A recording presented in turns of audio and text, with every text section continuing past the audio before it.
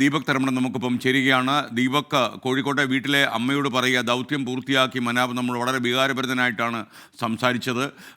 അഞ്ജു അവിടെ ഉണ്ടെങ്കിൽ അഞ്ജുവിനോടും പറയുക. കാരണം എനിക്ക് ഓർമ്മയുണ്ട്, ഈ അർജുനെ കാണാതായ ദിവസത്തിൻ്റെ 2-3 ദിവസത്തിൻ്റെ പിറ്റേന്ന് രാവിലെ ഒരു മോർണിംഗ് ഷോയിൽ അഞ്ജു എന്നോട് വളരെ വിശദമായി സംസാരിക്കുമ്പോഴും ഇത് ഇത്രയും വലിയൊരു വാർത്തയായിട്ട് വളരാൻ പോവുകയാണെന്ന് ഞാൻ അറിഞ്ഞിരുന്നില്ല. പറയൂ. SKN എങ്ങനെ പറയണം എന്നറിയില്ല. കാരണം 73 ദിവസമാണ് ഒരു ഗ്രാമമാകെ തേങ്ങലോടെ കാത്തു നിന്നു. 72-ാം ദിനത്തിലാണ് അർജുനെ, ഈ നാടിൻ്റെ ഒരു പൊന്നോമന പുത്രനായിരുന്നു അർജുൻ. വളരെ എല്ലാ പ്രശ്നങ്ങളിലും ഇടപെട്ടിരുന്നു. DYFI പ്രവർത്തകനായിരുന്നു. നാട്ടുകാർക്ക് എന്തിനും എത്തുന്ന ഒരാളായിരുന്നു. അർജുൻ്റെ വീട്ടിലാണ് നമ്മളിപ്പോൾ ഉള്ളത്. അർജുൻ്റെ വീട്ടിൽ അർജുൻ്റെ ബന്ധുവായ രവിയേട്ടൻ നമ്മളോടൊപ്പം ചേരുകയാണ്. രവിയേട്ട, ഒരുപക്ഷെ നമ്മൾ ഓരോ ദിവസവും ഇങ്ങനെ സംസാരിക്കുമ്പോഴും ഇന്ന് കിട്ടും നാളെ കിട്ടും എന്നുള്ള പ്രതീക്ഷയായിരുന്നു. ഒടുവിൽ കിട്ടി. നമ്മൾ ആദ്യം ഈ 72 ദിവസം കഴിഞ്ഞ സമയത്തും നമുക്ക് പ്രതീക്ഷ നഷ്ടപ്പെട്ടിട്ടില്ലായിരുന്നു. എന്ത് ജീവനോടെയോ അല്ലെങ്കിലോ എന്തായാലും ശരി നമ്മൾ അവനെ കണ്ടെത്തും എന്നുള്ളൊരു വിശ്വാസം നമുക്ക് എല്ലാവർക്കും ഉണ്ടായിരുന്നു. നമുക്കെന്നല്ല, മലയാളി മൃതദേഹം സംസ്കരിക്കുന്നത് വീട്ടിൽ തന്നെയാണെന്ന് ബന്ധുക്കൾ തീരുമാനിച്ചു എന്നറിഞ്ഞു. മൃതദേഹം വീട്ടുവളപ്പിൽ തന്നെ സംസ്കരിക്കുക എന്നുള്ളതാണ് നമ്മൾ ഇവിടുന്ന് ബന്ധുക്കളും ആയിട്ട് ആലോചിച്ചത്. SKN ഇന്ന് അഞ്ജു സംസാരിക്കാമെന്ന് പറഞ്ഞതാണ്. ഇന്നലെ അഞ്ജു മാധ്യമങ്ങളെ കാണാൻ പറ്റുന്നൊരു മാനസികാവസ്ഥയിലായിരുന്നില്ല. ഇതാ അഞ്ജു ഇപ്പോൾ ഇവിടെ വീട്ടിൽ റെഡി ആയിട്ടുണ്ട്. നമുക്ക് അഞ്ജുവിനോട് തന്നെ ചോദിക്കാം.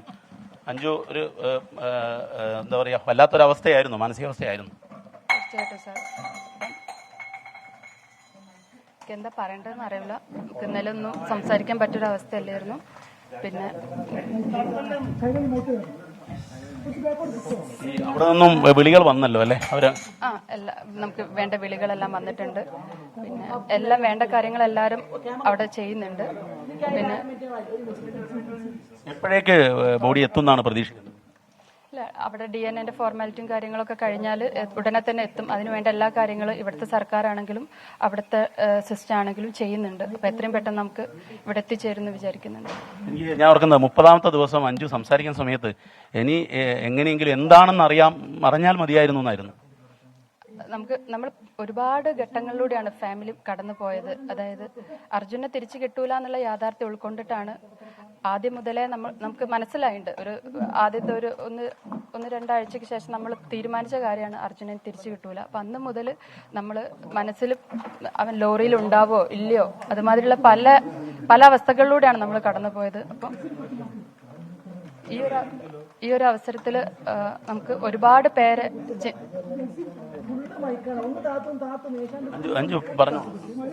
മാനസികാവസ്ഥ ഞങ്ങൾക്ക് എല്ലാം മനസ്സിലാവുന്നു.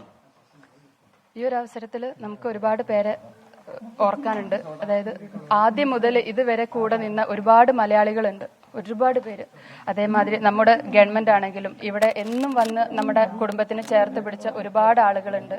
പിന്നെ അവിടെയുള്ള ഈ ഡ്രഡ്ജിങ് എന്ന് പറഞ്ഞൊരു സംഭവം നമുക്ക് സാധ്യമാക്കി തന്ന നമ്മുടെ രാഘവൻ സാറാണെങ്കിലും അഷ്റഫ് സാറാണെങ്കിലും KC Venugopal sir, SP Narayan, അവിടുത്തെ ജില്ലാ ഭരണകൂടം, സതീഷ് സാറ്, അങ്ങനെ ഒരുപാട് ആളുകൾ നമ്മുടെ കൂടെ നിന്നുണ്ട് ആ ഡ്രഡ്ജിങ് സംവിധാനം എത്തിക്കാൻ വേണ്ടിയിട്ട്.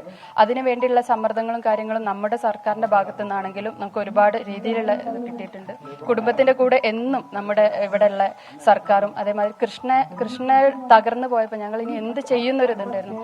അവർക്ക് ജോലി കൊടുത്ത നമ്മുടെ സർക്കാരിനോടും അതേമാതിരി ഡ്രഡ്ജിങ് സാധ്യമാക്കി അർജുനെ തിരികെ തന്ന നമ്മുടെ കർണാടക സർക്കാരിനോടും എല്ലാവരുടെ അടുത്തും ഈ ഒരു അവസരത്തിൽ നന്ദി പറയാണ്. പിന്നെ കൂടെ നിന്ന നിങ്ങൾ അന്ന് മുതൽ ഇന്ന് വരെ ഞങ്ങളെ പോലെ അത്രയും ഞങ്ങൾ മാനസികമായി തകർന്നാൽ നിങ്ങൾ എല്ലാം നമുക്കറിയാം. ഞാൻ അവിടെ പോയപ്പം കണ്ടു നിങ്ങൾ ആളുകളൊക്കെ അവിടെ അത്രയും കഷ്ടപ്പെട്ടിട്ടാണ് അവിടുത്തെ വെയിലും മഴയും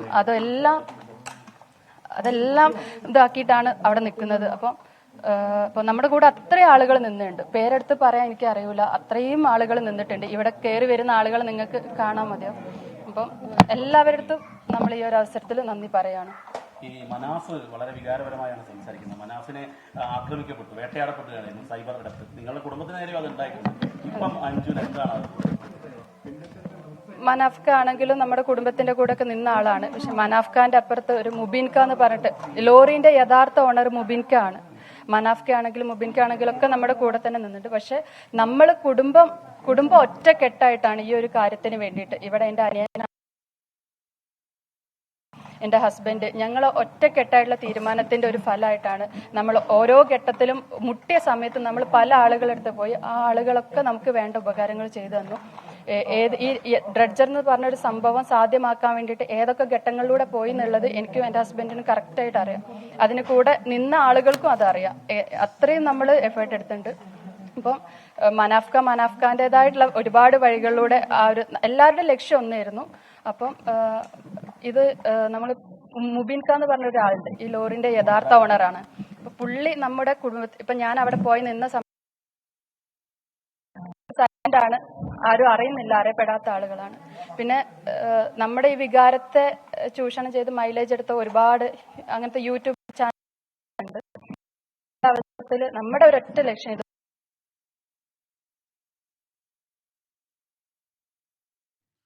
ഓക്കെ, അർജുൻ്റെ സഹോദരി അഞ്ജു സംസാരിക്കുകയായിരുന്നു. യൂട്യൂബ് ചാനലുകളൊക്കെ ചിലയിടങ്ങളിൽ അവരെ വല്ലാതെ വേദനിപ്പിച്ചു എന്നുള്ളതല്ല, അസ്വസ്ഥ കൂടി അഞ്ജു പ്രകടിപ്പിക്കുന്നുണ്ട്. എന്നാൽ മാധ്യമപ്രവർത്തകർ പൊതുവെ ഷിരൂരിലൊക്കെ തന്നെ ഒരുപാട് ബുദ്ധിമുട്ടുകൾ സഹിച്ചാണ് ഈ ദൗത്യത്തിന് വേണ്ടി നിലകൊണ്ടത്. ഒരുപാട് പേരെ നന്ദിയോടെ അഞ്ജു സ്മരിക്കുകയാണ്. കാരണം സഹോദരൻ നഷ്ടപ്പെട്ടു പോയ ഒരു സഹോദരിയുടെ മാനസികാവസ്ഥയ്ക്കപ്പുറം ഈ ജനങ്ങളെല്ലാം ഒന്നിച്ചു നിന്നു, കുടുംബം മുഴുവൻ ഒന്നിച്ചു നിന്നു. ഈ അവിടെ ഇട്ട് പോരാൻ ഞങ്ങൾക്ക് പറ്റൂലായിരുന്നു. തിരിച്ചു വരുമ്പോൾ ഇവിടുന്ന് പോകുമ്പോൾ എൻ്റെ ഹസ്ബൻഡ് പറഞ്ഞ് ഓനും കൂട്ടിയിട്ട് ഞാൻ വരുമെന്നാണ്. പക്ഷെ ഞാൻ ശിരൂരിൽ നിന്ന് ലാസ്റ്റ് ദിവസം പോരും. പിന്നെ എനിക്കും പ്രതീക്ഷകളൊക്കെ പോയി. ആ സമയത്ത് ഞാൻ ഹസ്ബൻഡിനോട് ചോദിച്ചു, ഇനി എന്നാ തിരിച്ചു വരാം? ഹസ്ബൻഡിൻ്റെ അടുത്ത് പറഞ്ഞാൽ ആദ്യമൊക്കെ എനിക്ക് പറയായിരുന്നു ഞാൻ കുട്ടനെ കൂട്ടി വരും എന്നുള്ളത്. ഇനി ഞാൻ എങ്ങനെയാ അങ്ങനെ പറയാം, അല്ല കുറച്ചുകൂടി നോക്കാം, നമുക്ക് എന്തെങ്കിലും സാധ്യമായിരിക്കുന്നു. അപ്പം പിന്നെ ഈശ്വർ മാൽപ്പയാണെങ്കിൽ രഞ്ജിത്ത്, അങ്ങനെ ഒരുപാട് ആളുകൾ, മുങ്ങൽ വിദഗ്ധന്മാർ, നമ്മുടെ കേരളത്തിൽ നിന്ന് പോയ ഒരുപാട് ആളുകളുണ്ട്. അപ്പൊ എല്ലാവരും ഇത് ഒരു അവസരത്തിൽ നമ്മൾ ഓർക്കുന്നുണ്ട്. കൂടെ നിന്ന എല്ലാ മലയാളികൾക്കും എല്ലാ ആളുകൾക്കും നന്ദി. SKN അഞ്ജു വളരെ വികാരപരമായാണ് സംസാരിക്കുന്നത്. ഒരുപക്ഷെ അഞ്ജുവിനോട് നമ്മളിപ്പോൾ കൂടുതൽ ചോദ്യങ്ങൾ ഈ വേളയിൽ ചോദിക്കുന്നത് പോലും അനൗചിത്യമായിരിക്കും എന്നുള്ളത് കൊണ്ട് തന്നെ SKN കൂടുതൽ നമുക്ക് അഞ്ജുവിനോട് സംസാരിക്കുക ഇപ്പോൾ സാധ്യമല്ല. കാരണം അഞ്ജു ഈ കേരളത്തിന് നന്ദി പറയുകയാണ്, കർണാടക സർക്കാരിനോട് നന്ദി പറയുകയാണ്, കേരള സർക്കാരിനോട് അഞ്ജു നന്ദി പറയുകയാണ്. കാരണം അർജുനെ കണ്ടെത്താൻ, അർജുനെ ജീവനോടെ കിട്ടില്ല എന്ന തിരിച്ചറിവിന് ശേഷം അർജുൻ്റെ മൃതദേഹമെങ്കിലും, അർജുനെ കുട്ടൻ എന്നാണ് ഈ നാട്ടിൽ വിളിക്കുന്നത്. അപ്പോൾ കക്കോടിക്കാരുടെ പ്രിയപ്പെട്ട കുട്ടനാണ്. ആ കുട്ടൻ്റെ മൃതദേഹമെങ്കിലും എത്തിക്കണം, അന്ത്യ ശുശ്രൂഷ, ശവസംസ്കാരം അത് കൃത്യമായി നടത്താൻ സാധിക്കണം എന്നുള്ള ഒരു താല്പര്യമായിരുന്നു അഞ്ജുവിന്. SKN. ഓക്കെ, ദീപക് തരമണമാണ് കോഴിക്കോട്ടെ കണ്ണാടിക്കലിലെ അഞ്ജുവിൻ്റെ വസതിയിൽ നിന്ന് നമുക്കൊപ്പം ചേർന്ന് അർജുൻ്റെ സഹോദരി അഞ്ജു സംസാരിക്കുകയായിരുന്നു. സഹോദരനെ നഷ്ടപ്പെട്ടു, ഗംഗാവലി പുഴയിൽ ആ ജീവിതം ഒടുങ്ങി എന്നുള്ള യാഥാർത്ഥ്യത്തോട് അവർ തിരിച്ചറിയുന്നു.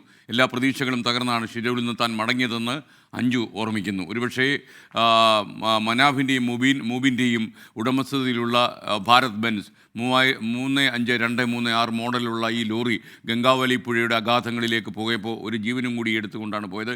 ഇനി 2 പേർ കൂടി ഈ പുഴയിൽ എവിടെയോ കുടുങ്ങിക്കിടക്കുന്നു എന്നാണ് മനസ്സിലാക്കുന്നത്. അവരെക്കുറിച്ച് ഒരു വിവരവും ലഭിച്ചിട്ടില്ല. അതുകൊണ്ട് തന്നെ തെരച്ചിൽ തുടരുകയാണ്.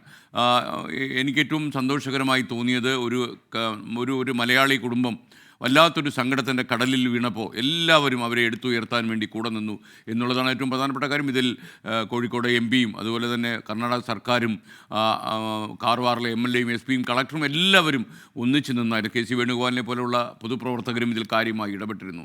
എന്തായാലും ഈ ദൗത്യം നമുക്ക് സങ്കടത്തോടെ അവസാനിപ്പിക്കുന്നുവെങ്കിൽ പോലും ഈ ദൗത്യം ഇങ്ങനെ അവസാനിപ്പിക്കുമ്പോൾ നമുക്കൊരു തോന്നലുണ്ട്. ഒരു ലക്ഷ്യത്തിനു വേണ്ടി എല്ലാവരും ഒന്നിച്ച് പ്രവർത്തിച്ചു, ആ ലക്ഷ്യസ്ഥാനത്ത് നമ്മൾ എത്തിച്ചേർന്നു.